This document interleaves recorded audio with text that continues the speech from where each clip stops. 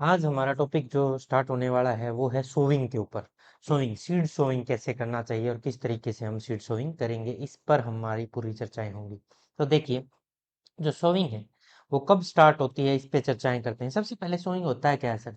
Sowing एक art है। Sowing is an art of placing seed in the soil. Soil के अंदर seed को प्लेस करने की एक आर्ट है। To have a good germination in the field, ताकि वो अच्छे से जर्मिनेट कर पाए, खेत के अंदर क्या कर पाए रे, अच्छे से जर्मिनेट कर पाए। उसके लिए एक आर्ट कला है जिसको हम सोविंग कहते हैं। सीड को मिट्टी में प्लेस करने की कला को क्या कहा जाता है? सोइंग। देखो यहाँ डायग्राम में दिखा भी रखे नीचे, सीड को प्लेस कर रखा है सोइल के अंदर, ठीक है ना। यहाँ डायग्राम में दिखा रखा है क्या, सॉइल, और इसमें फरो बनाए गए हैं, फरो। यहाँ देखो, देखना, ये फरो बनाए गए हैं और इनके अंदर क्या रखे रखा है, सीड रखे जा रहे हैं। समझ में आया भी सभी को?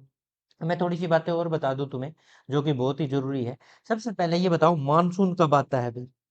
मानसून की बातें सर अजीब बातें हैं। जैसे इंडिया है हमारा, ये नीचे का जो साउथ का एरिया है, यहाँ केरला है सर, ठीक है।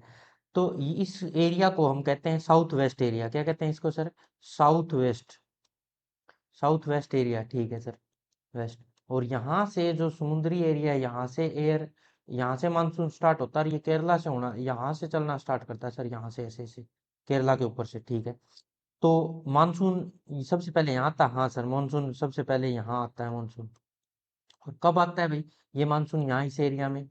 1 जून को ही आ जाता है सर, यहाँ 1 जून को। और हमारे जो एरिया है, पंजाब हरियाणा राजस्थान, यहाँ पे कब पहुंचता है सर? पंजाब हरियाणा राजस्थान, ये केरला की बातें चल रही है भाई, Kerala side, south area, Kerala, ठीक है। अब हम बात करें किसकी? साउथ की। हमारे पंजाब हरियाणा इनकी बात करें, पंजाब हरियाणा राजस्थान इनकी बात करें, तो यहाँ पे जो मानसून आता है कब आता है रे? लेट, या तो जून के एंड में या 1 जुलाई से, मेनली मान लो 1 जुलाई से स्टार्ट होता है, 1 जुलाई से स्टार्ट होता है, ठीक है जी। और जो यहाँ पे मानसून है, ये स्टार्ट होता है 1 जून को। और यहाँ पे जो एयर की स्पीड होती है वो 30 किलोमीटर पर आवर होती है, 30 किलोमीटर पर आवर के करीब होती है। यहाँ पे समझ में आया भाई सभी को? तो केरला में सबसे पहले मानसून आता है, और वो साउथ वेस्ट एरिया में, साउथ वेस्ट एरिया जो है इंडिया का नीचे का, उसमें सबसे पहले आता है, ठीक है। वहां पे पर जैसे ही मानसून आता है तो सोइंग स्टार्ट हो जाती है। अब सबसे पहले तुमसे एक क्वेश्चन पूछता हूँ, एग्रीकल एग्रीकल्चर क्रॉप ईयर किसको माना जाए कि क्रॉप ईयर कौन सा है हमारा? एग्रीकल्चर क्रॉप ईयर, क्या क्वेश्चन है मेरा? एग्रीकल्चर क्रॉप ईयर कब स्टार्ट होता है? स्टार्ट्स एट,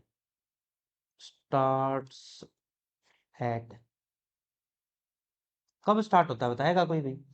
सर ये स्टार्ट होता है 1 जुलाई से। जब मानसून आता है ना हमारे मेनली हर इंडिया के पार्ट में, 1 जुलाई से 30 जून तक रहता है सर। नेक्स्ट जो जून आएगी, जुलाई से जुलाई, अगस्त सितंबर अक्टूबर नवंबर दिसंबर, फिर जनवरी फरवरी मार्च अप्रैल मई जून, जून के भी 30 जून तक ये रहता है क्रॉप ईयर।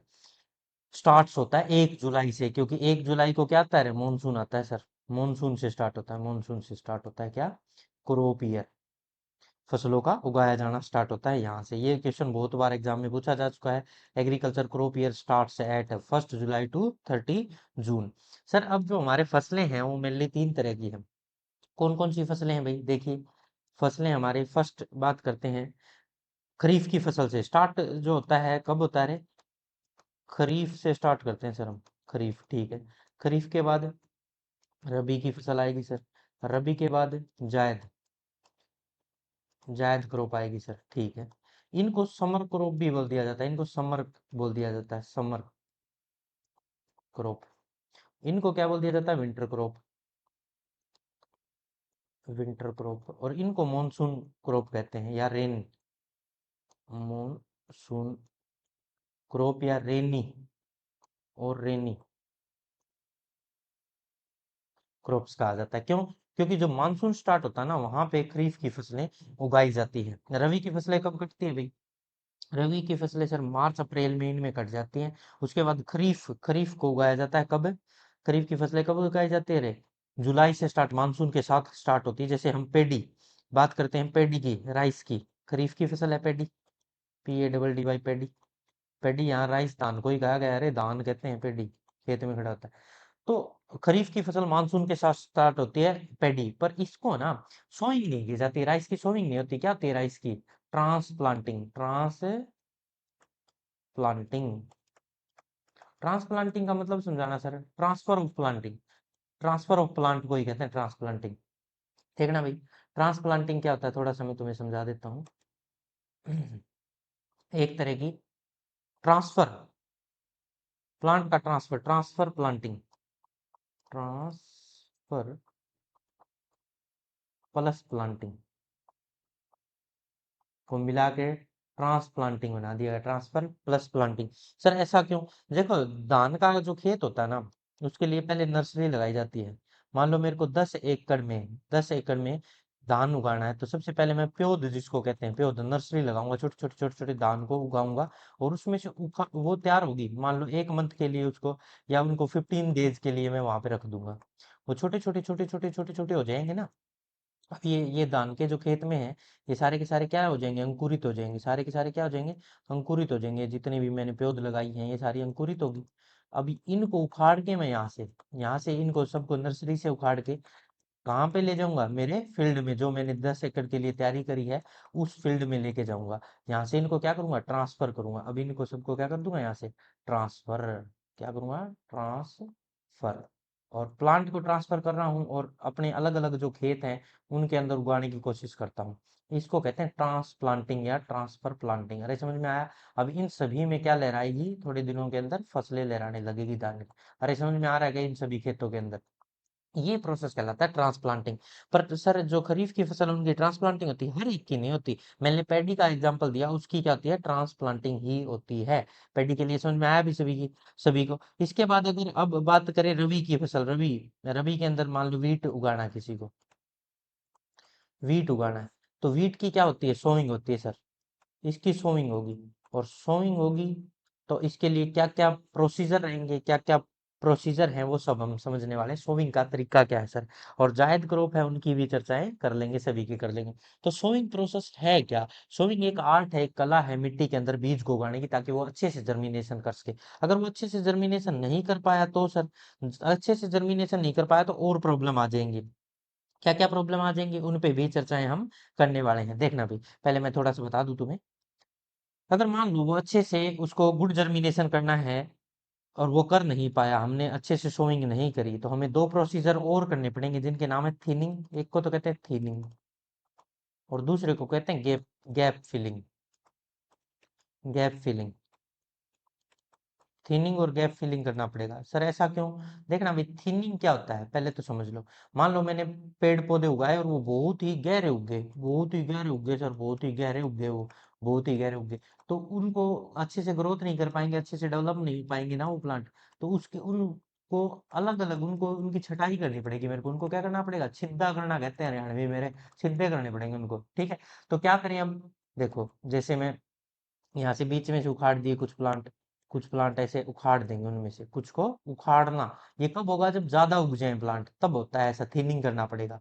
ठीक है, समझ में आ रहा है सभी को? ये थिनिंग हो गया भाई, ये दूर दूर हो गया भाई प्लांट, इसको कहते हैं थिनिंग। इस प्रोसेस को क्या कहते हैं? थिनिंग। सर चलो सर, आपने बता दिया थिनिंग होता है।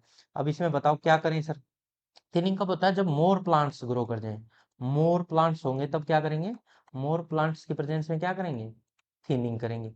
और प्लांट की संख्या क्या हो जाए? लेस प्लांट हो जाए, तो संख्या कम हो जाए तो क्या करनी पड़ेगी? Less plants. लेस प्लांट हो जाए तो उसके अंदर और प्लांट ऐड करने पड़ेंगे। इसमें तो मोर प्लांट हो गए तो थिनिंग करनी पड़ती है, रिमूव, रिमूव सम प्लांट्स। कुछ प्लांट को वहां से क्या करना पड़ता है? रिमूव करना पड़ता है, उसको तो कहते हैं थिनिंग। थिनिंग। और ऐड, एडिशन करना पड़े, जोड़ने पड़े, उसमें और ऐड करने पड़े, लाने पड़े, उगाने पड़े। एडिशन ऑफ प्लांट्स, प्लांट्स को ऐड करना पड़े, उसको क्या कहते हैं? Gap filling. समझ में आया? थिनिंग और गैप फिलिंग। अब मान लो इसमें यहाँ प्लांट्स की कमी थी, तो यहाँ नए प्लांट उगाए ला ला के कहीं और फील्ड से, उनको क्या कहते हैं? Gap filling. यहाँ गैप ज्यादा रह गया, मतलब बहुत ही छिद्दी खेती है, बहुत ही छिद्दा जिसको कहते हैं हरियाणवी में, तो दूर दूर हैं, तो उनको क्या करेंगे? उनके गैप फिलिंग करने की कोशिश करते हैं हम। ये समझ में आ रहा है भाई सभी को? कोई डाउट है क्या यहाँ? ठीक है सर। सोइंग में हमें अगर अच्छे से सोइंग नहीं कर पाए, गुड जर्मिनेशन के लिए हमें अच्छी सोइंग करनी पड़ेगी। अगर नहीं कर पाए तो उसके में दो प्रॉब्लम आ सकती है सर। एक तो थिनिंग की और एक गैप फिलिंग की। थिनिंग क्या होता है, जब बहुत ही नजदीक प्लांट उग जाए और उनको ग्रोथ करने में दिक्कत हो रही है तो उनको दूर दूर में स्पेस पैदा करना पड़ता है, उसको तो कहते हैं थिनिंग। और गैप फिलिंग होते हैं सर, बहुत दूर दूर प्लांट उग गए और बहुत ही कम फसल होने का खतरा है, यील्ड बहुत कम होगी, तो इसलिए हम प्लांट्स को ऐड करते हैं, उसको कहते हैं गैप फिलिंग। यहाँ तक समझ में आया भी सभी को? बहुत बढ़िया। तो यही सारी बातें थी जो समझने लायक थी और हमने समझ ली हैं सोइंग से रिलेटेड। तो फिर से बता देता हूँ सोइंग क्या था। Sowing is a art to placing seed in the soil to have good germination in the field, ताकि फील्ड के अंदर अच्छी जर्मिनेशन सीड कर सके। उसके लिए हम क्या करते हैं, एक आर्ट, एक कला का यूज करते हैं ताकि मिट्टी में सीड को ग्रो करवा सके। कोई डाउट है यहाँ तक? नेक्स्ट स्लाइड की तरफ बढ़ रहे हैं। Future of perfect sowing.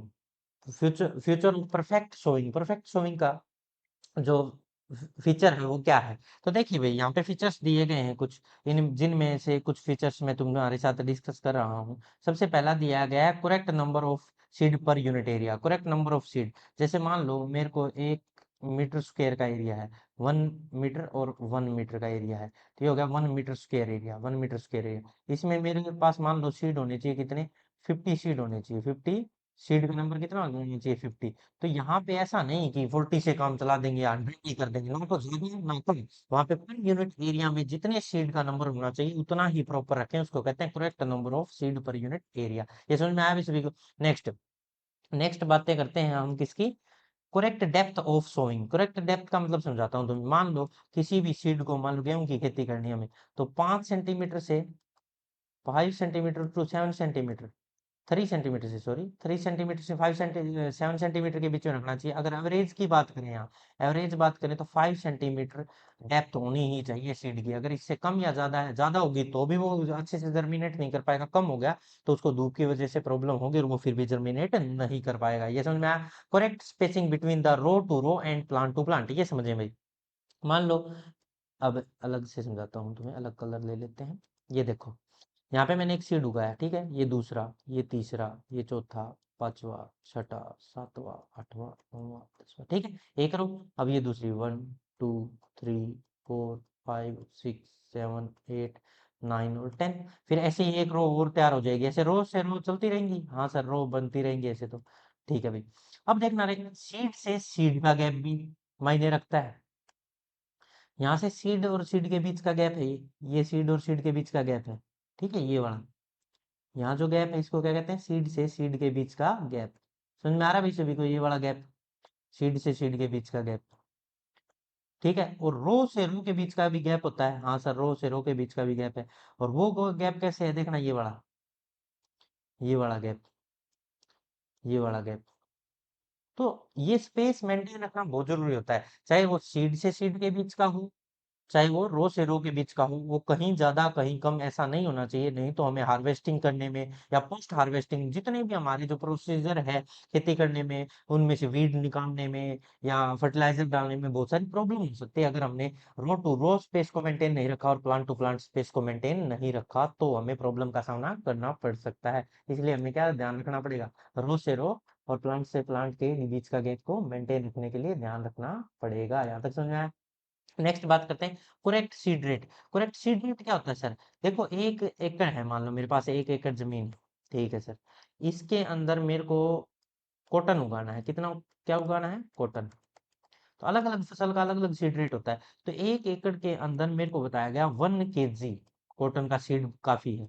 Seed rate क्या है, 1 kg पर एकड़, 1 kg पर एकड़। सीड रेट क्या था, 1 kg पर एकड़। समझ में आया अभी? अगर यही मेरे पास, अगर मैं नेक्स्ट क्रॉप की बात करूं, मैं वीट उगा रहा हूँ, मैंने वीट के लिए तैयार किया, ठीक है, वीट के लिए तैयार करता हूँ, तो इसके अंदर मेरे को जो बताया गया वो बताया गया 50 kg। कितना बताया गया रे, 50 kg। सीड रेट क्या था, 50 kg पर एकड़। अरे समझ में आया? तो अलग अलग फसल का जो सीड रेट होता है वो क्या होता है, अलग अलग होता है। और मेरे को मान लो 50 kg की जगह मैं यहाँ 100 kg कर दूंगा तो भी रॉन्ग है, और यहाँ मान लो, और 50 की जगह 20 kg कर दूंगा तो भी वहां अच्छे से जर्मिनेशन सीड नहीं कर पाएंगे। और यहाँ कपास का जो कॉटन का है, इसके अंदर मैं 200 ग्राम ही सीड उगाने की कोशिश करूँ तो अच्छे से ग्रोथ नहीं होगी, अच्छे से डेवलप नहीं होंगे, उनके बीच में स्पेस ज्यादा रह जाएगा। अगर मैं 2 kg कर दूंगा तो उनके बीच का स्पेस बहुत ही कम, बहुत ही कम रह जाएगा, जिससे कि उनकी ग्रोथ अच्छे से नहीं हो पाएगी, अच्छे से यील्ड मेरे को खेती में पैदावार प्रोडक्टिविटी रेट घट जाएगी। तो मेरे को इन 4 बातों का ध्यान रखना ही रखना पड़ेगा। सबसे पहली है इनमें correct number of seed per area, कितने सीड होने चाहिए पर यूनिट एरिया में। करेक्ट डेप्थ का ध्यान रखना पड़ेगा सेकंड। और थर्ड है correct spacing between row to row और प्लांट टू प्लांट। और फोर्थ है करेक्ट सीड रेट का भी मेरे को ध्यान रखना पड़ेगा, तभी जाके मैं परफेक्ट सोइंग कर पाऊंगा, नहीं तो मैं परफेक्ट सोइंग नहीं कर पाऊंगा। यहाँ तक समझ में आया भी सभी को रे? आगे बढ़ते हैं तो नेक्स्ट स्लाइड की तरफ। यहाँ तक कोई डाउट है तो बोल दें भाई। सोइंग मेथड, अब हम किसकी तरफ बढ़ गए हैं? Sowing method. जो हमारे सोइंग मेथड है कौन कौन से हैं देखते जाएंगे। जिसमें पहला दिया गया है ब्रॉडकास्ट मेथड। कौन सा दिया गया है रे? ब्रॉडकास्ट मेथड दिया गया है सर। ब्रॉडकास्ट, ब्रॉडकास्ट का मतलब समझाता हूँ तुम्हें, थोड़ा थोड़ा बता देता हूँ, वैसे तो पूरा डिटेल तो इनका आगे दे ही रखा है मैंने। सबसे पहले नंबर पे ब्रॉडकास्ट। ब्रॉडकास्ट में क्या होता है देखना भी, हाथ में ऐसे, हाथ में लिया जाएगा अनाज को, जैसे गेहूं की मेरे को बिजाई करनी है, सोइंग करनी, तो मैं उसको ऐसे फेंकूंगा और फिर ऐसे, ऐसे और ऐसे क्रिस क्रॉस फेंकूंगा। जिसके अंदर ये एक अच्छा मेथड नहीं है, कहीं सीड ज्यादा गिर जाएगा, कहीं कम गिर जाएगा, और उसके ऊपर से मिट्टी भी कवर नहीं होगी। तो ब्रॉडकास्ट ये पुराना ट्रेडिशनल मेथड है जो कि पुराने टाइम में यूज किया जाता था, आज के टाइम ऐसा नहीं किया जाता। नेक्स्ट जो मेथड है वो डिबिंग मेथड। नेक्स्ट मेथड कौन सा? डिबिंग। डिबिंग में क्या होता है देखना भी, डिबिंग का मतलब होता है छोटे छोटे छोटे छोटे छेद, जमीन के अंदर छेद किए जाते हैं। एक डिबलर होता है, डिबलर में बहुत सारे ऐसे कांटे से होते हैं, उसको ऐसे चुबा दिया जाता है तो बहुत सारे छेद हो जाएंगे, उनमें क्या रख दिया जाएगा? तो सीड रख दिया जाएगा और उनको मिट्टी से कवर कर दिया जाएगा। इसको कहते हैं डिबलिंग मेथड। क्या कहते हैं? Dibbling method. ये भी इतना ज्यादा फेमस मेथड नहीं है आज के टाइम, और भी सीड ड्रिलिंग मेथड और बहुत सारे अच्छे अच्छे मेथड आ चुके हैं। ये पुराने टाइम में यूज होने वाले दो मेथड थे, जिनमें ब्रॉडकास्टिंग और डिबलिंग था। आज के टाइम भी कुछ जगह जो हमारी डेवलप नहीं है वहां प्लो का यूज होता है, हल का यूज होता है, नहीं तो ट्रैक्टर से ड्रिलिंग की जाती है मेनली। देखिए नेक्स्ट, नेक्स्ट जो मेथड है वो क्या है? Sowing behind. Sowing behind the country plough, manual और मैकेनिकल ड्रिलिंग। मैनुअल और मैकेनिकल में देखो भाई, इसके अंदर मैं तुम्हें थोड़ी सी बातें बताना चाहूंगा, बहुत इंपॉर्टेंट है ये। पोरा और केरा, केरा और पोरा मेथड, कैरा मेथड और पोरा मेथड आते हैं। सर ये कैरा क्या होता है? कैरा होता है ना, ये मैनुअल मेथड है। क्या है ये? मैनुअल है। सर ठीक है, और ये क्या है? ये मैकेनिकल है। सर इनका मतलब तो समझाओ। देखो भाई मैं तुम्हें थोड़ा सा समझाने की कोशिश करता हूँ, कैरा और पोरा होते हैं क्या। देखिए जरा समझते हैं।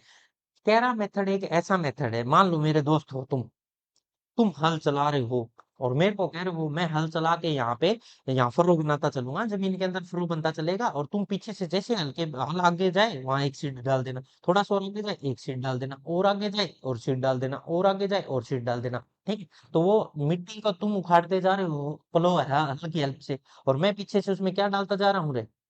सीढ़ी डालता जा रहा हूँ। ये मैनुअल मेथड कहलाता था, पुराने टाइम में यूज करते थे।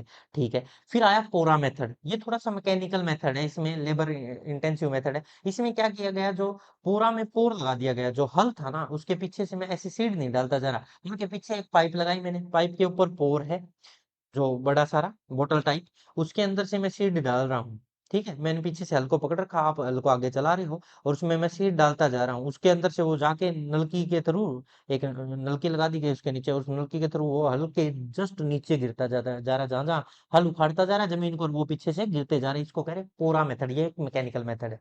कैरा में तो एक जना तो जमीन को उखाड़ रहा है, दूसरा नीचे जमीन में ही सीड डाल रहा है। और पोरा में जो हल के ऊपर हमने वो नलकी के थ्रू वो लगाया है ना, हल के साथ ही जोड़ लिया है पाइप को, और उस पाइप में क्या डालता जा रहा हूँ, उस नलकी में पाइप में क्या डालता जा रहा हूँ, मैं सीड डालता जा रहा हूँ, और वो सीड ग्रो करते जा रहे हैं। समझ में आया? सोविंग मेथड है ये भी एक, ये पहले यूज करते थे।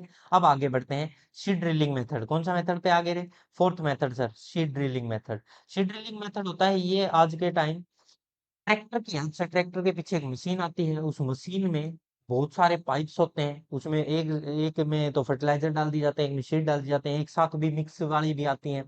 और बहुत सारी मशीनें हैं सीड ड्रिलिंग की, अलग अलग टाइप की, नोटिलेज भी है और भी बहुत है। तो उन सब का यूज करके क्या कर रहे हैं, खेती कर रहे हैं, और बहुत फास्ट, खेती को बहुत ही फास्ट बना दिया गया है इनके हेल्प से। समझ में आया भी सभी को? अब हम नेक्स्ट चलते हैं, नर्सरी ट्रांसप्लांटिंग। नर्सरी ट्रांसप्लांटिंग मैंने आज ही तो बताया तुम्हें, ट्रांसप्लांटिंग का मतलब क्या है, जैसे मैंने पेडी के लिए तुम्हें बताया था थोड़ी देर पहले ही। पेडी है, उसको पहले transfer, transfer planting, transfer plus planting, plant को एक जगह उगाओ फिर वहां से ट्रांसफर कर दो, तो उसको ट्रांसफर प्लांटिंग कहते हैं। नर्सरी में से प्लांट को लाएंगे और कहीं दूसरे फील्ड में उगाएंगे, उसको कहते हैं ट्रांसफर प्लांटिंग। समझ में आया भी? एक होता है प्लांटिंग, ये प्लांटिंग कटिंग हो गया, ग्राफ्टिंग हो गया, कटिंग हो गया, लेयरिंग हो गया, ये सारे प्रोसीजर बायोलॉजी में बहुत डिटेल में समझाएगा, फिर भी हमने इसके बारे में दे रखा है। हील्ड क्या होता है, इसमें सीड टू सीड स्पेस को मेंटेन किया जाता है। इसमें क्या किया जाता है, यही क्वेश्चन मैन है हील ग्रुपिंग से रिलेटेड, एक ही क्वेश्चन आया आज तक, seed to seed, seed to seed space maintain, space को मेंटेन किया जाता है। स्पेस कांस्टेंट रहता है, क्या रहता है, कांस्टेंट रहता है, फिक्स रहता है। ठीक है, ये क्वेश्चन आया है बहुत सी बार, seed to seed space constant किस में रहता है, तो कह देंगे हील ग्रुपिंग में स्पेस, जो सीड से सीड, देखो मैंने पहले भी बताया तुम्हें, और भी बहुत सारे मेथड है, सीड ड्रिलिंग है, इसके अंदर क्या है, सीड टू सीड तो नहीं रहता, पर row to row, row to row space constant रहता है। रो से रो तो मेंटेन होता है, स्पेस कांस्टेंट होता है, पर सीड टू सीड नहीं होता। और इसमें सीड टू सीड हो सकता है हिल ड्रॉपिंग में, इसीलिए ये फेमस पूछा जाता है बहुत बार। अरे समझ में आया यहाँ तक, आगे बढ़े, बहुत बढ़िया, आगे बढ़ जाते हैं, इसको साफ किया जाए और नेक्स्ट स्लाइड की तरफ बढ़े। शोइंग मेथड समझ में आया अभी सभी को, ये देखो ये दिखा रखा है अभी यहाँ पे, ब्रॉडकास्ट मेथड दिखाया, ब्रॉडकास्ट में क्या कर रहा है वो, एक बार तो अनाज को ऐसे फेंक रहा है, फिर दूसरा ऐसे क्रिस क्रॉस किया जाता है, क्या किया जाता है, क्रिस क्रॉस, ताकि अच्छे से सीड को डिस्ट्रीब्यूशन किया जा सके, अच्छे से सीड का क्या किया जा सके, डिस्ट्रीब्यूशन अच्छे से किया जा सके, इसलिए क्या कर रहा है, क्रिस क्रॉस कर रहा है। समझ में आया अभी सभी को। नेक्स्ट, नेक्स्ट स्लाइड की तरफ बढ़ रहे हैं। ब्रॉडकास्टिंग को पूरा डिटेल में समझाया गया है यहाँ पे, ब्रॉडकास्टिंग क्या है, तो देखिए ब्रॉडकास्टिंग के बारे में समझते हैं। ब्रॉडकास्टिंग, ब्रॉडकास्टिंग के बारे में जो जो बातें हैं वो पूरी डिटेल में हम पढ़ चुके हैं, और भी मैं बता भी चुका हूँ, फिर भी हम पढ़ लेते हैं। देखिए शुरुआत करते हैं। Broadcasting is also known as random sowing, इसको रैंडम सोइंग के नाम से जाना जाता है। It means scattering of seed, seed को क्या किया जाता है, स्कैटर किया जाता है, सीड को क्या किया जाता है, स्कैटर किया जाता है। थोड़ा सा एक बार मैं इसको इधर कर दूं, हाँ, स्कैटरिंग द सीड,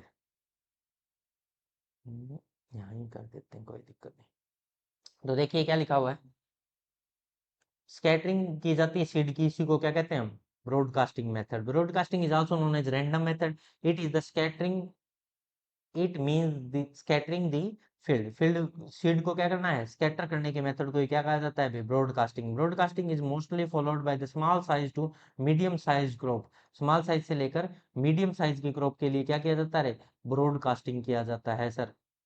ठीक है, this this is the large method of sowing following in India, ये लार्जेस्ट मेथड है, सबसे ज्यादा यूज होने वाला मेथड था इंडिया में। It it is easiest and cheapest, आसान है और सस्ता है, रिक्वायर्ड मिनिमम लेबर, और इसमें लेबर की बहुत ही कम जरूरत पड़ती है। ठीक है भाई, to ensure the good and uniform population it is better to broadcast on the either direction, either direction मतलब मैंने कहा क्रिस क्रॉस करवाओगे तो जो डिस्ट्रीब्यूशन होगा अच्छा होगा, पॉपुलेशन सीड की अच्छी होगी, क्रिस क्रॉस सोइंग करानी चाहिए। For broadcasting since seed, sesame seeds are mixed with, sesame seed की कोई जरूरत नहीं, कोई भी छोटे सीड है उनको मिट्टी में मिला दिया जाता है, क्योंकि देखो जो ब्रॉडकास्ट मेथड है उसमें जैसे ही हम जो दाने हैं गेहूं के या किसी भी फसल के, उनको फेंकेंगे तो ऊपर ही मिट्टी के रह जाएंगे, तो उनमें कुछ सैंड मिला दी जाती है, मिट्टी मिला दी जाती है, और ताकि डिस्ट्रीब्यूशन भी अच्छा हो जाए और वो मिट्टी के अंदर मिल भी जाए। और जो सैंड मिलाई जाती है वो रेशियो क्या आता है सीड का और उसका, एक सीड और 15 पार्ट किसके होने चाहिए, सैंड के, ऐसे या तो 1:15 होना चाहिए या 1:10 होना चाहिए, रेशो, रेशो आर सोन। ठीक है, तो ये बातें समझ में आ रही है। एग्जाम्पल, क्रॉप किस किस के लिए किया जाता है, वीट के लिए, पेडी के लिए, सीसम के लिए, मेथी के लिए, कोरिएंडर के लिए, इस मेथड का यूज किया जाता है। दोबारा बताता हूँ, broadcasting, broadcasting is also known as random sowing, random sowing कहते हैं इसमें सीड को स्कैटर करना होता है, फैलाना होता है, ये मोस्टली स्मॉल साइज या मीडियम साइज के क्रॉप्स के लिए किया जाता है। ये लार्जेस्ट मेथड है सोइंग का इंडिया में, इजिएस्ट होता है, सबसे आसान और चिपेस्ट मेथड पूछा जाए, मिनिमम लेबर इंटेंस हो, अकेला इंसान इसको कर सकता है, ब्रॉडकास्टिंग मेथड पूछा जाए, मिनिमम लेबर वाला broadcasting, easiest broadcasting, cheapest broadcasting, small size medium size की क्लिप्स के लिए ब्रॉडकास्टिंग, रैंडम सॉर्टिंग किसको कहते हैं, broadcasting, scattering of the seed किसको कहते हैं, ब्रॉडकास्टिंग। समझे, minimum labour labour required, broadcasting. ठीक है, अगर इसको इंश्योर करना है तो हमें क्रिस क्रॉस करना चाहिए, क्या करना चाहिए, इंश्योर, ताकि यूनिफॉर्म पॉपुलेशन और सेम डिस्ट्रीब्यूशन हो चुके सके, तो उसके लिए हमें क्या करना चाहिए, क्रिस क्रॉस सोविंग करना चाहिए। फॉर ब्रॉडकास्टिंग जो स्मॉल सीड होते हैं उनको किसमें मिलाना चाहिए, सैंड में, सैंड का जो रेशियो 1:15 या 1:10 के रेशियो में उसको मिलाना चाहिए। और ये किस किस फसल के लिए होता है, वीट हो गया, पेडी हो गया, सीसम हो गया, मेथी हो गई, कोरिएंडर हो गया, इनके लिए ये मेथड का यूज किया जाता है। यहाँ तक किसी को कोई डाउट है तो बोल दे भाई। आया समझ में रे ब्रॉडकास्ट मेथड। अब ब्रॉडकास्ट मेथड में आगे इसके डिसएडवांटेज और एडवांटेज की बात कर रहा है, तो इसके फायदे क्या है और इसके नुकसान क्या है, तो देखते जाएं। इसके फायदे और नुकसान बताता हूँ तुम्हें। सबसे पहले तुम बताओ, हमने क्या किया है, फेंका है ना ऐसे क्रिस क्रॉस, तो क्या कह रहा है, all the seed broadcast do not contact with the soil, वो सॉइल में डिप तो हो ही नहीं रहे ना, सॉइल के ऊपर जाके गिर रहे हैं ना। तो सबसे पहली प्रॉब्लम तो है, जितने भी सीड है वो ब्रॉडकास्ट मेथड के दौरान मिट्टी के कांटेक्ट में प्रॉपरली नहीं आ रहे। 100% जर्मिनेशन पॉसिबल ही नहीं है, क्योंकि बहुत सारी सीड तो कोई इंसेक्ट के द्वारा या किसी बर्ड्स के द्वारा उठा लिए जाएंगे, कोई मिट्टी के कांटेक्ट में नहीं आएगा, वो धूप में ही सूख जाएगा। ऐसा बहुत सारी प्रॉब्लम देखने को मिलती है।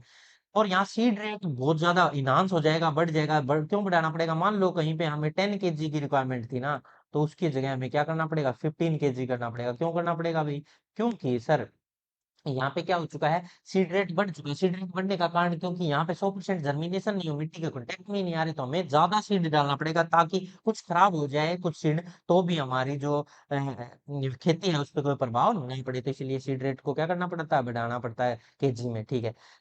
Seeds can not be placed in desire depth, जो डेप्थ है वो डिजायर डेप्थ में नहीं, 5 सेंटीमीटर पे जाना चाहिए, वो 5 5 सेंटीमीटर पे जा ही नहीं पा रहा है, वो मिट्टी के ऊपर ही गिर रहा है, इसलिए ये अच्छा नहीं है। Desire depth ensure perfect anchorage, anchorage मतलब पकड़ जब बनेगी मिट्टी के साथ उस सीड की, जब वो डिजायर डेप्थ पे, जो उसकी इच्छा है उस डेप्थ पे रहे। क्रॉप स्टैंड्स इज नॉट, जो क्रॉप है वो खड़ी नहीं रह सकती पूरी तरह से, क्योंकि यूनिफॉर्म नहीं है क्रॉप। जो कहीं कहीं ज्यादा सेड उग जाएंगे और कहीं पे बहुत कम उगेंगे, क्योंकि यूनिफॉर्मली डिस्ट्रीब्यूशन ही नहीं किया गया। वो तो हमने क्या करा, छिड़काव करा, एक तरह का ब्रॉडकास्ट मेथड है, तो वो पूरी तरह यूनिफॉर्म नहीं है, तो क्रॉप भी स्टैंड एक जगह कहीं ज्यादा कहीं कम मिलेगी, ठीक है। Logging, falling down is common in the broadcasting, जो फसल है उसका लॉगिंग होना, गिरना और एक्स्ट्रा प्रॉब्लम्स आएगी, क्योंकि वह सीड है उसकी जड़ें अच्छे से पकड़ नहीं बना पा रही है। Result in the gappy germination, gappy germination होगा, कहीं सीड ज्यादा कहीं कम। Defective whether the adequate moisture is not present in the soil, जो मॉइस्चर चाहिए सीड को वो मिल नहीं पा रही, इस वजह से जर्मिनेशन है वो अच्छा नहीं हो पा रहा। Space is not maintain in the row line, hence the interculture is difficult, जो स्पेस है रो के बीच में, जो स्पेस होना चाहिए वो मेंटेन ही नहीं है, हम तो ऐसे ही फेंक रहे हैं, कहीं भी उग रहा है सीड। तो स्पेस, रो से रो के बीच का स्पेस है, जो जैसे ये एक रो है ये दूसरी रो, इनके बीच का जो स्पेस है वो मेंटेन नहीं, स्पेस मेंटेन नहीं है, तो बाद में हमें जो उसमें से जो वीड है उनको निकालने में, या फर्टिलाइजर डालने में, या फिर वाटर को इरिगेशन करने में, हर प्रकार की प्रॉब्लम आगे आने वाली है, और हार्वेस्टिंग के दौरान भी प्रॉब्लम्स होंगी, क्योंकि उनके बीच का स्पेस, रो से रो के बीच का स्पेस मेंटेन नहीं है। यहाँ तक समझ में आया भी सभी को। आगे बढ़ते हैं, ये थे डिसएडवांटेज। अब बात करते हैं आगे, डिबलिंग मेथड। ये कौन सा मेथड दिखाया गया है, डिबलिंग मेथड सर, इसमें जो ये गड्ढे से कर रखे हैं और इनके अंदर सीड डाल रहा, हाँ यही तो कहलाता है डिबलिंग मेथड। तो डिबलिंग मेथड की बातें कर लेते हैं। डिबलिंग मेथड, तो देखिए डिबलिंग मेथड क्या है। डिबलिंग मेथड को लाइन शोइंग मेथड भी कहते हैं, जैसे उसको रैंडम मेथड कहते थे ना, रैंडम, इसको क्या कहते हैं, लाइन शोइंग। तो फर्स्ट पॉइंट है, this is actually known as line sowing, एक लाइन में शो करा जाता है, लाइन में ऐसे गड्ढे बना दिए जाएंगे और उनके अंदर क्या डाले जाएंगे, सीड डाले जाएंगे, तो लाइन शोइंग कहते हैं। Interesting, a seed throw a hole at a desired depth and covering the hole, inserting a seed through a hole, एक होल बनाया जाएगा, उसके अंदर डेप्थ के अंदर कवर कर दिया जाएगा होल को, पूरी तरह से उसमें सीड डाल दिया जाएगा और उसको कवर कर दिया जाएगा। Dibbling is practice on the plain surface, ridge furrow, हर जगह पे ये किया जाता है, बेड्स एंड चैनल्स, जितने भी रिज हैं, गड्ढे हैं, फरोज हैं, प्लेन एरिया है, उनमें सब में डिबलिंग किया जा सकता है।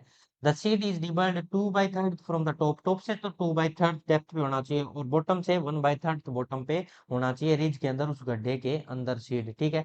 This is done wider space crop and medium to the large size seed, large size seed होते हैं, मीडियम साइज के है ना, स्मॉल सीड की में ये डिबलिंग नहीं किया जाता, लार्ज साइज के सीड होंगे वहां पे डिबलिंग किया जाता है।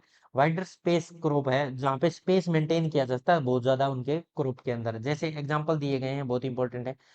ग्राउंडनट मूंगफली, कैस्टर अरंडी, सोरगम ज्वार, मेज मक्का, सनफ्लावर सूरजमुखी, कॉटन कपास, इनके बड़े सीड होते हैं सभी के, और डिबल्ड ऑन द रीज एंड फ्रो के अंदर इनको डिप किया जाता है, 1/3 तो बॉटम से, और ऊपर से 2/3 जो डेप्थ में रखना पड़ेगा। एक रिज के अंदर प्लेन एरिया, रिज, फुर्रो, सभी में इसको डिबलिंग को किया जाता है। डिबलिंग का दूसरा नाम है line sowing method, line sowing method भी इसको कहते हैं। यहाँ तक कोई डाउट है तो बताओ भाई, समझ में आ रहा है क्या सभी को?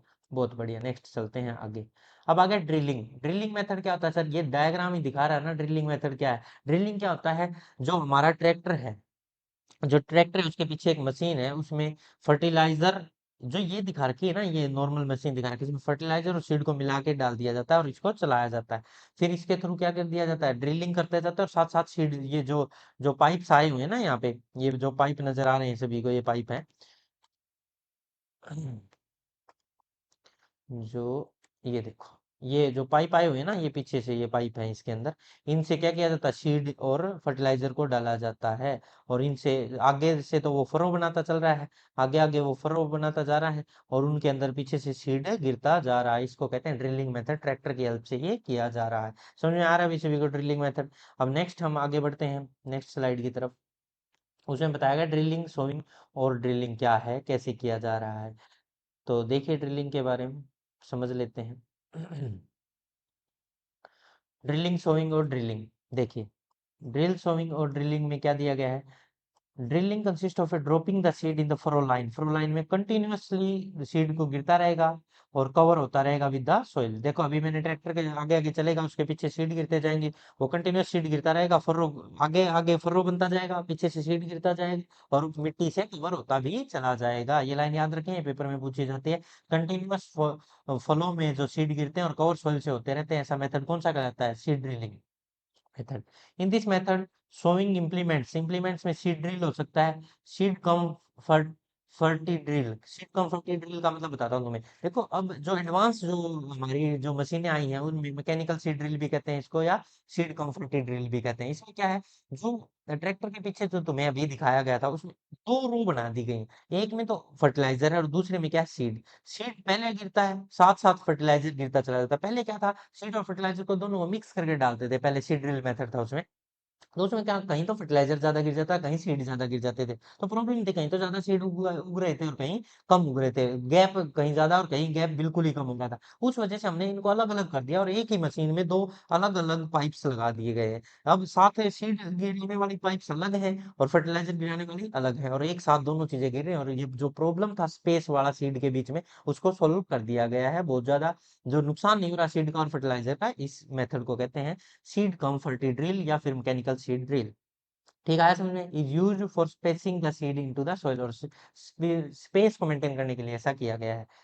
Seed are drilled continuously, continuous होते हैं, रेगुलर इंटरवल इन रो, रो तो मेंटेन थी और सीड के स्पेस भी मेंटेन हो रहा है साथ साथ। ठीक है sir. Seed are placed in uniform duct में प्लेस कर दिए जाते हैं, कवर किए जाते हैं और कॉम्पैक्टली कॉम्पैक्टली कवर कर दिया जा रहा है। This method is very helpful to achieving proper depth, proper spacing and proper number of seed sown in the field. Field के अंदर प्रॉपर तो डेप्थ में जा रहा है सीड, उनके बीच में स्पेस भी सही है, और उसको जो नंबर है सीड का वो भी फील्ड के अंदर सही हो रहा है। और कौन कौन सी फसलों के लिए, ज्वार के लिए, गेहूं के लिए, बाजरा के लिए इस मेथड को यूज मेनली किया जाता है। अरे समझ में आया सभी को। और इसमें अब कुछ कमियां भी हैं, इसके कुछ एडवांटेज भी हैं, कुछ डिसएडवांटेज भी हैं, वो भी सुन लें। वो भी सुनेंगे उससे पहले type of drilling. Type of drilling three types हैं, ड्रिलिंग के थ्री टाइप्स हैं। कौन कौन सी टाइप हैं देखो भी, इसमें दिया गया पहला, सोइंग बिहाइंड द प्लो। प्लो मतलब होता है हल, प्लो क्या होता है, हल, हल का यूज करते थे ना, उसको सोइंग बिहाइंड द प्लो, प्लो के पीछे। Bullock drown seed drilling, bullock जो जो थोड़ी छोटी सी एक मशीन बनाई गई, जैसे ट्रैक्टर के पीछे अब बड़ी मशीन है ना, ऐसे छोटी जो बुलोक थे उनके पीछे एक छोटी सी मशीन थी, उसमें चार पांच पाइप्स लगाए जाते थे और उनमें सीड जाता रहता, साथ साथ वो फरो बनाती, सीड गिरता रहता था, ऐसी भी बनाई गई। अब जो एडवांस है उसमें क्या है, ट्रैक्टर ड्राउन सीड ड्रिल। अब ट्रैक्टर के साथ सीड ड्रिलिंग मशीन चलती है, पहले बुलोक्स के साथ चलती थी और शुरुआत में तो बिल्कुल हल पे ही डिपेंड थे हम। ठीक है, तो अब आगे बढ़ते हैं। नेक्स्ट जो बता रहा है इनके बारे में एक एक करके बताएगा। एडवांटेज ऑफ ड्रिलिंग, जो ड्रिलिंग हमने पढ़ी है, ड्रिलिंग के एडवांटेज क्या है, डिसएडवांटेज क्या है, उनके बारे में थोड़ी सी चर्चा है। देखिए भाई, एडवांटेज क्या है। सबसे पहला, seed drill are placed proper and uniform depth पे। हाँ, सीड ड्रिलिंग में जो सीड है वो क्या करते हैं, यूनिफॉर्म डेप्थ पे और प्रॉपर रूप से गिरते हैं। Along the rules the interculture can be done. जो बाद में हमें प्रॉब्लम जो आने वाली थी कटिंग करने में, वीड निकालने में, वो कोई प्रॉब्लम नहीं आ रही, रो के बीच में से हम आराम से पानी का निकलना आराम से गुजर सकते हैं, सब कर सकते हैं। Uniform row to row space is maintain, yes sir.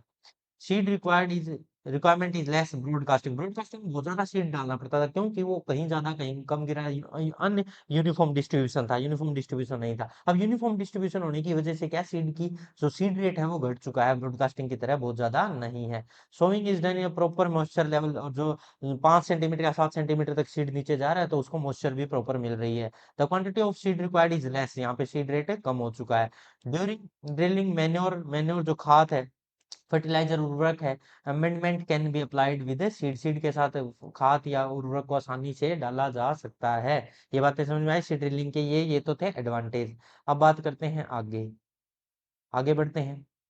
अब डिसएडवांटेज पे भी कुछ चर्चाएं कर ले भाई, डिसएडवांटेज भी होते हैं क्या, हाँ इसके डिसएडवांटेज भी कौन कौन से, देखो भाई थोड़ी सी बातें सुन ले। रिक्वायर इम्प्लीमेंट टू सोइंग, जो कोई गरीब किसान है तो वो इसको नहीं कर पाता, क्योंकि उसको ट्रैक्टर लाना पड़ेगा तभी जाके ये कर पाएगा, या फिर किसी और के ट्रैक्टर से करवाएगा तो उसको पैसे दे के करवाना पड़ेगा। ठीक है सर। वप्सा क्या होता है, वप्सा होता है अब एयर और मॉइस्चर मॉलिक्यूल एक साथ मिलने चाहिए किसी भी प्लांट को। तो soil contain both air and water molecule, condition is must, यहाँ पे एक वप्सा कंडीशन होनी चाहिए, एयर और वाटर मॉलिक्यूल उस सोइल में प्रॉपर मात्रा में होना चाहिए, अगर ऐसी सोइल नहीं है तो वहां पे ये सीड ड्रिलिंग काम नहीं कर सकती। Plant to plant spacing is maintain, plant to plant intra row spacing is not maintain. Row से नहीं, प्लांट से प्लांट कितनी दूर है ये बात हम कहाँ कर रहे थे, डिबलिंग में कर देते थे, क्योंकि डिबलिंग में तो हमें पता है ना कहाँ सीड डालना है। पर यहाँ पे सीड कहीं ज्यादा कहीं कम, थोड़ा बहुत तो हमने मेंटेन तो किया है, पर फिर भी हो सकता है। रो से रो तो स्पेस मेंटेन है, परंतु सीड से सीड मेंटेन नहीं है अभी तक भी। Skilled person is required for sowing, जो ट्रैक्टर वाला बंदा है ना, हर किसी को, कोई भी जिसको ट्रैक्टर चलाना आता है उससे हम सीड ड्रिलिंग करा के हमारे खेत में सोइंग नहीं करवाएंगे। जो प्रॉपर बंदा है, जिसको पूरा प्रॉपर नॉलेज है कि कितना हमें हल को जो ड्रिल है उसको कितना नीचे ले जाना चाहिए, कितने सेंटीमीटर पे सीड उगना चाहिए, उसी को से करवाएंगे। स्किल्ड पर्सन होना चाहिए, ऐसे नहीं जना खना कोई भी आगे कर जाएगा। ठीक है। मोर टाइम कंज्यूमिंग, और इसमें टाइम लगता है, और हाई कॉस्ट है, अगर कोई गरीब इंसान है तो वो नहीं कर पाता, उसको पैसे दे के करवाना पड़ेगा या ट्रैक्टर खरीदना पड़ेगा। तो ये थोड़ा सा इसके डिसएडवांटेज है, वैसे फायदे ज्यादा है नुकसान कम ही है। अरे समझ में आया। तो कोई भी चीज होती है उसके फायदे और नुकसान दोनों ही मिलेंगे। सोइंग बिहाइंड द प्लो, ये तो ट्रैक्टर वाला खेल हो गया। अब सोइंग बिहाइंड द प्लो, मैंने कहा था ना, देखो एक तो हल वाला था प्लो, और उस ये तो सिर्फ हल है, और इसमें देखना ये मशीन ले आया, वो साथ में बहुत 4-5 इसमें पाइप होते हैं, और उसके साथ सीड भी उगाया जा रहा है और फर्टिलाइजर भी मिला के उगा सकता है। ठीक है, यहाँ तक समझा सोइंग बिहाइंड द प्लो में क्या दिखाया, ये डायग्राम ध्यान से देख लिया कह रहे सभी ने, स्विंग बिहाइंड द प्लो। अब इसके बारे में चर्चाएं कर लेते हैं। ये एक मैनुअल और मैकेनिकल मेथड है जो पुराने टाइम में यूज किया जा रहा था। अब इसके बारे में कुछ चर्चाएं कर ली जाएं। देखिए भाई, sowing behind the plow is done by manual or mechanical means, ठीक है sir. Seed are dropped in the furrow, open और ओपन बाय द प्लो, जो हल है वो उस मिट्टी को ओपन करता है और वो पीछे से सीड डाल दिया जाता है। At the same is close, और मिट्टी कवर करती रहती, cover the next furrow is open, आगे से आगे फरो बनता रहता है और पीछे से पीछे मिट्टी अपने आप ही उस पर गिरती रहती है। The seed are sown at a uniform distance, seed uniform distance पे गिरते रहते हैं। सीड लाइक मेज हो गया, मटर हो गया, चना हो गया, काउपी लोबिया हो गया, ग्राउंड मूंगफली, are sown behind the country plough, plough से ही बोए जाते हैं। Major sown crop is groundnut, जो हल से सबसे ज्यादा बोई जाती है वो कौन सी है, ग्राउंड नट मूंगफली। ये बहुत पूछा गया है भी, सबसे ज्यादा प्लो की हेल्प से कौन सा फसल उगाई जाती है, तो इसका आंसर जाएगा groundnut. The seed are placed at desire depth covering by the iron plank, iron plank जो इसके पीछे एक आयरन का बना हुआ ऐसा प्लो के पीछे प्लैंक होता है, जिसको हल चलता रहता है और उसके पीछे से वो मिट्टी को कवर करता चलता रहता है। ठीक है भाई, यहाँ तक कोई डाउट है किसी को, आगे बढ़ जाते हैं। ये तो थे कौन सा, seed behind the plough method. अब कैरा और पोरा मेथड मैंने वैसे तो बता ही दिया था, कैरा और पोरा भी इसी पे बेस्ड होते हैं। कैसे देखना, कैरा मेथड तो मैंने कहा था मैनुअल है, और जो पोरा है वो मैकेनिकल है। कैरा में तो एक बंदा तो मिट्टी को उखाड़ता रहेगा और पीछे से एक सीड को डालता रहेगा, और पोरा मेथड में पाइप के थ्रू वो सीड उसमें फनल के थ्रू आता रहेगा, ये बताया था। तो देख ले, ये भी सुन ले, पहले भी बता दिया मैंने वैसे। Kera and pora method are related to desi indigenous plough, जो देसी हल होता है ना उसके द्वारा बोया जाता है। Kera is a manual method, इसमें one man drop the seed behind the plough, plough चलाने वाला अलग बंदा है और उसके पीछे से एक बंदा सीड डालता रहता है, इसको कहते हैं कैरा मेथड, एक मैनुअल मेथड है। कैरा क्या है, मैनुअल है। पोरा इज ए मैकेनिकल मेथड, याद रखें मैकेनिकल, ये पूछे जाते हैं भाई एग्जाम में, as a seed are dropped by the man through the funnel, एक मैन या बैल या कोई भी आगे किसको चला रहा है, उसको पुलों को चला रहा है, पीछे से एक बंदा फनल से एक पाइप के थ्रू क्या डाल रहा है, सीड डाल रहा है। This is slow and laborious method, इसमें लेबर का बहुत ज्यादा लगती है और ये स्लो मेथड है। Seed are sown by mechanical means by gores. Seed drill के द्वारा भी उगाया जाता है, उसमें भी मैकेनिकल मीन्स है। ये सीड ड्रिल है जे प्लो सेरे और होपर। देखो ये क्या कहना चाह रहा है, सीड ड्रिल होती है ना, जैसे ये अलग है ऐसे, ठीक है, और इसके पीछे एक पाइप लगाई जाती है।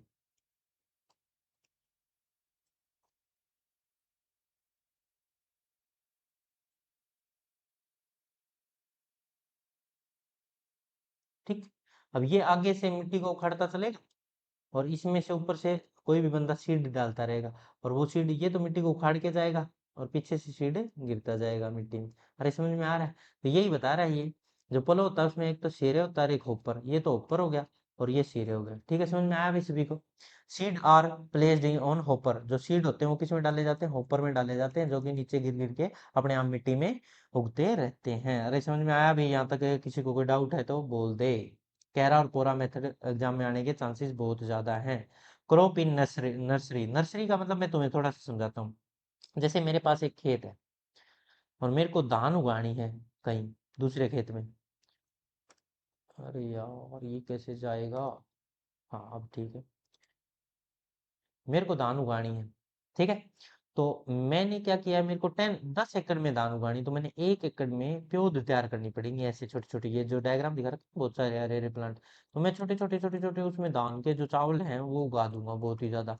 ठीक है, तो वो थोड़े छोटे छोटे छोटे छोटे पौधे हो जाएंगे तैयार। फिर मैं वहां से उखाड़ उखाड़ के उनको ट्रांसफर कर करके कहाँ ले जाऊंगा, मेरे जो 10 एकड़ जमीन है उनके अंदर ले जाऊंगा और उन अलग अलग खेत में उनको ट्रांसफर करके उगा दूंगा। दोबारा से ट्रांसफर किया ना मैंने प्लांट्स को, तो ट्रांसप्लांटिंग, प्लांट को दोबारा से ट्रांसफर करना, एक जगह उगे हुए प्लांट को उखाड़ के दूसरी जगह ट्रांसप्लांट करना ही क्या कहलाता है, ट्रांसप्लांटिंग कहलाता है। और समझ में आया? इस मेथड को क्या कहते हैं, ट्रांसप्लांटिंग मेथड कहते हैं। पहले जो मैंने ये खेत तैयार किया इसको नर्सरी कहते हैं, इसको क्या कहते हैं, नर्सरी। क्या कहते हैं, नर्सरी। और ये जो प्रोसेस है ये क्या हो रहा है यहाँ पे, जो उगा दिए दोबारा से, ट्रांसप्लांटिंग। मैंने दोबारा जो उगाए हैं वो क्या कर दिए, ट्रांसप्लांटिंग कर दी मैंने यहाँ। अरे समझ में आ रहा है सभी को? कोई डाउट है तो बोलो। सही है, आगे बढ़े। ट्रांसप्लांटिंग समझ में आया सभी को? तो ये ट्रांसप्लांटिंग कर रहा है, देखो वहां से पेड़ को ये इस गमले में से निकाला और यहाँ उगा रहा है दूसरी जगह, यहाँ पे ग्रोथ कर रहा है, ग्रो कर रहा है, तो ये क्या है, ट्रांसप्लांटिंग हो रही है। क्या हो रही है, ट्रांसप्लांटिंग। समझ में आया सभी को? Transplanting, transplanting. अब इसके बारे में कुछ चर्चाएं कर लेते हैं थोड़ी बहुत। देखिए, transplanting consist of rising the seedling in A nursery, nursery में सीडलिंग का बेड तैयार करेंगे, planting the seedling in another field, main field, जो मेन फील्ड है हमारा उसमें वहां से उखाड़ के ले जाएंगे और दूसरी जगह उगाएंगे। एक जगह नर्सरी तैयार करेंगे, राइज करेंगे, और दूसरी जगह उसको ग्रो करवाएंगे। ठीक है sir. It is mainly done by paddy, धान में मेनली होता है, कुछ सब्जियों में और कुछ फ्लावर्स में ऐसा देखने को मिलता है, कुछ सब्जियों में कुछ फूलों में, और पेडी धान, धान मेनली है भाई, सबसे ज्यादा इंपॉर्टेंट है धान, पूछा जा रहा है। It is time consuming operation, time consuming, पहले नर्सरी तैयार करो, फिर उखाड़ो, फिर दोबारा से उगाओ, फिर मेंटेन करो, तो टाइम कंज्यूमिंग तो है ही। Equipment use for the planting the seedling in the main field is the transplanter, जो इक्विपमेंट का यूज किया जाता है उनको उखाड़ने के लिए, खुरपी टाइप होता है, उसको ट्रांसप्लांटर कहते हैं। क्या कहते हैं उसको, ट्रांसप्लांटर। ये पूछा गया क्वेश्चन, ठीक है भाई। बहुत ज्यादा पूछे जाने वाले क्वेश्चन ही मैं तुम्हें सारी बातें बता रहा हूँ। यहाँ तक आया समझ में सभी को? Important point for transplanting, transplanting के लिए जो इंपॉर्टेंट पॉइंट्स है वो सुन ले भाई, कौन कौन से। तो ट्रांसप्लांटिंग के लिए सबसे इंपॉर्टेंट पॉइंट है, देखिए, ये कह रहा है, सबसे पहला पॉइंट है, मेन पॉइंट है ये, अब कवर करो। Age of seedling is 1/4 of the total duration of crop. मान लो सीडलिंग, सीडलिंग का मतलब समझते हो, तो नर्सरी में जो बीज अंकुरित तैयार किया है उसकी एज 1/4 होनी चाहिए। मान लो कोई प्लांट 4 मंथ के लिए उगाया गया है, कोई प्लांट कितने मंथ के लिए उगाया गया है, 4 मंथ के लिए उगाया गया है सर। तो 4 मंथ का जो 1/4 हिस्सा है वो क्या है, एक 1 मंथ सर, 1 मंथ है सर। ठीक है, तो 1 मंथ तक वो क्या रहेगा, सीडलिंग फॉर्म में रहेगा, नर्सरी में रहेगा। नर्सरी में 1/4 हिस्सा, जितना मान लो कोई प्लांट, कोई प्लांट उगता है 12 12 महीने तक की लाइफ स्पान है, 12 मंथ है। ठीक है सर, मान लिया, ऐसा है नहीं, फिर भी मान लिया 12 मंथ है, तो उसको 4 से डिवाइड कर दो, कितना आ गया रे, 3 मंथ। तो 3 मंथ उसके क्या होंगे, 3 मंथ उसको नर्सरी में रखा जाएगा। समझ में आ गया? धान की मान लो खेती, ये धान के लिए मैंने बताया था, ये 4 मंथ वाला धान, 4 मंथ की खेती होती है धान की पेडी की। तो 4 मंथ से पहले 1 मंथ क्या रखा जाएगा, उसको नर्सरी में सीडलिंग फॉर्म में ही रखा जाएगा। मान लो कोई 20 डे की खेती है, ऐसा होता नहीं, होती भी होंगी कोई छोटी 20 डे की, तो इसको कितने डेज तक नर्सरी में रखा जाएगा, तो 4 से डिवाइड कर दो। 5 डेज क्या कहाँ रहेगा, ये नर्सरी में सीडलिंग फॉर्म में रहेगा, ठीक है। 1/4 जो टाइम है टोटल उसका कहाँ रहेगा, सीडलिंग फॉर्म में नर्सरी में रहेगा। As a thumb rule, 3 month crop है, 3 वीक, 3 मंथ में से 3 वीक कहाँ रहेगा, नर्सरी में। 4 मंथ का है तो उसको 1 मंथ का रहना पड़ेगा, या 4 वीक एक ही बात है, 1 मंथ ही हो गया, 4 वीक है, नर्सरी में उसको बिताना पड़ेगा। यही तो मैं समझा रहा हूँ तुम्हें एग्जाम्पल दे देके। Closer space crop, rice and finger millets हैं, random method even after nursery. Nursery के बाद भी रैंडम मेथड से उगाई जाएंगी। राइस है, ऐसे थोड़ी ना भी स्पेस एक के बाद एक के बाद एक, ऐसे चौका जाएगा तुरंत तुरंत तुरंत, जैसे हमारे यहाँ हरियाणा पंजाब में बिहारी लोग आते हैं बिहार से, और वो चौपते हैं बहुत ज्यादा। कोई ऐसा नहीं कि मेंटेन 1 सेंटीमीटर के बाद 2 सेंटीमीटर के बाद, कोई रेगुलर मेथड नहीं है, रैंडम मेथड से ही उसको नर्सरी से उखाड़ के लाएंगे और रैंडमली उसको उगा के चले जाएंगे। पर हाँ, रो मेंटेन करते हैं, सीड से सीड का कोई गैप मेंटेन करने की जरूरत नहीं होती, क्लोजर स्पेस क्रॉप होती है, क्योंकि ये पास पास उगानी होती है। For vegetative crop, desire spacing is required during the transplanting. देखो राइस हो गया, ये क्रॉप होगी, इनके लिए तो कोई स्पेस मायने नहीं रखता, क्योंकि क्लोज उगने वाली फसल है, जबकि वेजिटेबल्स उनमें स्पेस मेंटेन करना जरूरी है ड्यूरिंग ट्रांसप्लांटिंग, ट्रांसफर करते वक्त। सही है भी।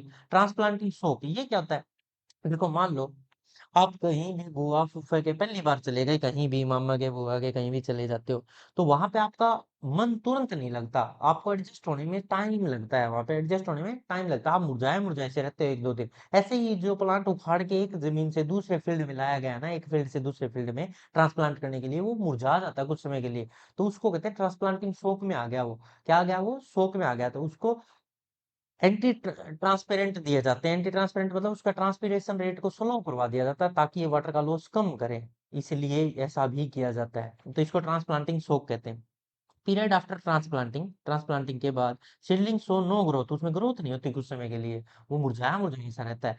This is mostly due to the change in the environment between root and the soil. जो रूट थी पहले किसी सॉइल को में एडजस्ट हो चुकी थी, अब उसको दूसरी सॉइल में एडजस्ट होने में कुछ समय लगता है, इसलिए वो ग्रोथ नहीं कर पा रहा है। It is for a period of 5 to 7 days तक ऐसा रहता है, depending upon the season, crop और वैरायटी पे बदल भी सकता है। 5 से 7 दिन के बाद वो अपने आप ही अपने आप को एडजस्ट कर लेता है, नए एनवायरनमेंट के अकॉर्डिंग ग्रोथ करना स्टार्ट कर देता है। Area required for nursery normally 1/10 of the total area. देखना भाई, नर्सरी लगानी सर, मेरे को मान लो 1/10 एरिया लेना पड़ेगा हमेशा, ये याद रखने की बात है। मान लेते हैं मेरे पास 10 एकड़ में मेरे को खेती करनी है, 10 खेत है, 10 एकड़ में मेरे को राइस उगाना है, तो मैं नर्सरी में कितने एकड़ में तैयार करूं, जो प्योद जिसको कहते हैं, नर्सरी तैयार करनी है मेरे को सीडलिंग की, वो कितने एकड़ में तैयार करनी पड़ेगी, 2 में, 3 में, 4 में, 5 में, 1 में, 2 में, कितने में, 10 का 1/10 कर दो, 10/10 कर दो भाई, 1/10 से मल्टीप्लाई 1, तो 10 एकड़ में खेती करनी है, तो 1 एकड़ में क्या करना पड़ेगा उसको, 1 एकड़ में क्या करनी पड़ेगी रे, सीडलिंग नर्सरी तैयार करनी पड़ेगी। ये कहना चाह रहा हूँ कि जितना एरिया में तुम्हें ग्रोथ करवानी है, कोई भी ट्रांसप्लांटिंग करानी है, उसका 1/10 एरिया में क्या करनी पड़ेगी, नर्सरी तैयार करनी पड़ेगी। अगर आप 10 खेतों में, 100 खेत के अंदर अगर आपको 100 एकड़ जमीन ले लेते हैं, 100 एकड़ में आपको प्लांट उगाने हैं राइस के, ट्रांसप्लांटिंग करनी है, तो आपको कितनी एकड़ के अंदर नर्सरी करनी पड़ेगी, 10 एकड़ में नर्सरी करनी पड़ेगी। समझ में आ गया भी। अगर आपको 10 एकड़ में ही ट्रांसप्लांटिंग करानी है, तो कितने एकड़ में नर्सरी करनी पड़ेगी, 1 एकड़। अरे समझ में आ गया सभी को। हाँ जी। तो आगे बढ़ते हैं, ये सारा समझ में आया। तो सबसे इंपॉर्टेंट जो 2 पॉइंट थे वो यही थे, एक तो एज ऑफ सीडलिंग 1/4 टाइम होगा, जितना समय उसका होता है लाइफ स्पान, उसका 1/4 उसको नर्सरी में बिताना पड़ेगा, और एरिया उसका 1/10 होता है। ये इंपॉर्टेंट दो की पॉइंट है, इनको याद रखेंगे सभी। अरे यहाँ तक याद हो गया क्या सभी को। आगे बढ़ जाएं, आगे बढ़ते हैं, आगे बढ़ते हैं किसकी तरफ, नेक्स्ट स्लाइड की तरफ। Next slide. Advantage, can ensure optimum plant population. देखना भाई, एडवांटेज क्या क्या है इसके। Can ensure optimum plant population, एक तो प्लांट पॉपुलेशन है ऑप्टिमम, बढ़िया से बढ़िया आती है। Sowing of main field duration, maintenance in the main field is reduced. Sowing of main field duration, जो मेंटेनेंस है मेन फील्ड की वो रिड्यूस होती है इसके अंदर, ये भी फायदा, हमें ज्यादा मेंटेन करने की जरूरत नहीं। Crop intensification is possible under transplant. Intensification का होता है प्रोडक्टिविटी इंक्रीज हो जाती है भाई, प्रोडक्टिविटी इंक्रीज होती है, प्रोडक्टिविटी रेट है इंक्रीज होता है, इंक्रीज होता है। ये तीन एडवांटेज है, एक तो प्रोडक्टिविटी बढ़ जाती है, इसको मेंटेन करने के लिए ज़्यादा समय नहीं लगता, मैनेजमेंट अच्छे से हो सकती है, और ज़्यादा से ज़्यादा पॉपुलेशन सीड की उगाई जा सकती है इस मेथड से। ये इसके एडवांटेज थे। अब आगे बढ़ते हैं। Disadvantage, nursery rising is expensive, ये थोड़ा सा महंगा प्रोसीजर है, दो दो बार फसल को उगाना कहीं उखाड़ना, तो और लेबर इंटेंसिव प्रोसेस है, इसमें लेबर का बहुत ज़्यादा बड़ा रोल है, बार बार मेहनत बहुत ज़्यादा करनी पड़ती है। एक तो नर्सरी एक्सपेंसिव है और दूसरा labour intensive process, expensive method है, महंगा मेथड है। अरे समझ में आया यहाँ तक, कोई डाउट है? आगे बढ़ते हैं नेक्स्ट स्लाइड की तरफ। प्लांटिंग, थोड़ा सा मैं एक बार चार्जिंग देख लेता हूँ, इसके चार्जिंग में प्रॉब्लम है, मैं चार्ज लगाना भूल गया लैपटॉप को।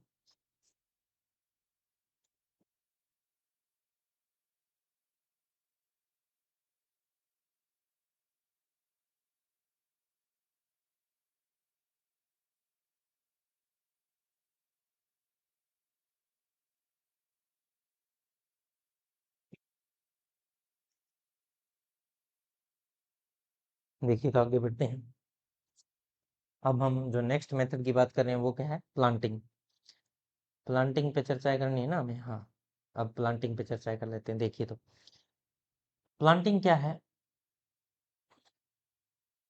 देखिए, it is the placing of vegetative part. देखो कोई भी प्लांट है, मान लो कोई प्लांट है, उसका कोई लीफ है या ब्रांच है या उसका कोई बड है या कोई भी वेजिटेटिव पार्ट है जिसको जो ग्रोथ कर सके, उसको कट करके हम नई जगह पे उगा दें और वहीं से प्लांट ग्रो करना स्टार्ट कर जाए, किसी भी पार्ट ऑफ प्लांट से न्यू प्लांट ग्रो कर जाए, उसको प्लांटिंग कहते हैं। जैसे कलम बोना नहीं कहते क्या, ग्राफ्टिंग कटिंग ऐसा होता है। जैसे अगर हम बात करें, गुलाब की बात करें, रोज की बात करें, तो उसकी कलम बनाई जाती है कट करके और उसको नई जगह पे उगा दिया जाता है, किसी भी पार्ट से उगाया जाता है। मिंट होता है, उसको तोड़ के कहीं भी उगाया जाता है, ये क्या था? प्लांटिंग मेथड होता है। अरे समझ में आया सभी को?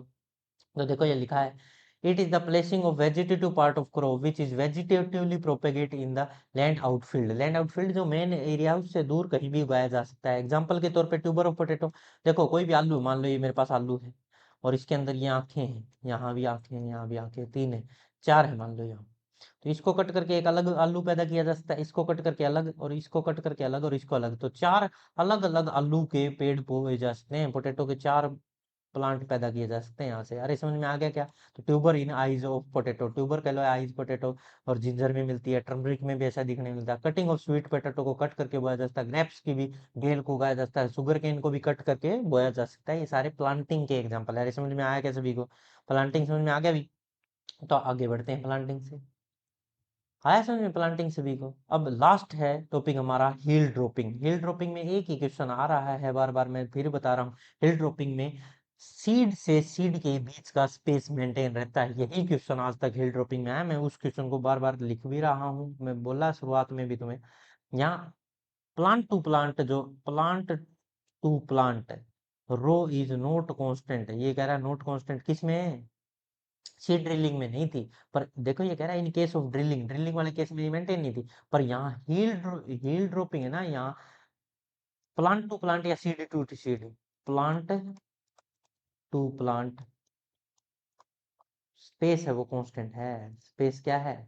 कांस्टेंट है, ये याद रखना भाई, सबसे इंपॉर्टेंट लाइन है इसकी।